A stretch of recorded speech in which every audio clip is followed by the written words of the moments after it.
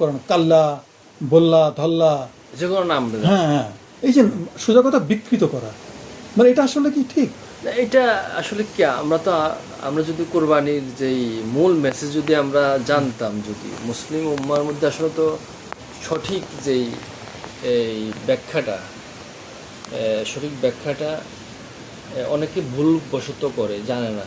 যারা বিশেষ করে পশুর যারা বিক্রেতা, তারা তো মানে ওই একদম দেখা যাবে সে তার ইসলামিক জ্ঞান নাই, হয়তো জেনারেল জ্ঞান নাই, পশু সে পালন করে। হঠাৎ করে তার মনে পড়লো যে এটার নাম আমি একটা কালো মানিক দিলাম, এটার নাম আমি সাদা মানিক দিলাম। এটা তো আসলে তাদের সেই জ্ঞানটা নাই। এটার উপরে হয়তো সে বিক্রির জন্য বা অথবা কোনো উদ্দেশ্যে সেটা করছে, কিন্তু যিনি ক্রেতার তো আর এখানে কোনো দোষ নাই। যিনি কিনবেন, যিনি এই পশুটা ক্রয় করবেন, তার উদ্দেশ্য থাকবে একমাত্র আল্লাহর সন্তুষ্টির জন্য। তো সেক্ষেত্রে আল্লাহ রাসূল সাল্লাল্লাহু আলাইহি ওয়াসাল্লাম শরিয়া কি বলে? শরিয়া বলে যে এই পশুটা যে সেটা প্রিয় হইতে হবে, আমার নিকট সুন্দর লাগতে হবে, পছন্দের হতে হবে আমার।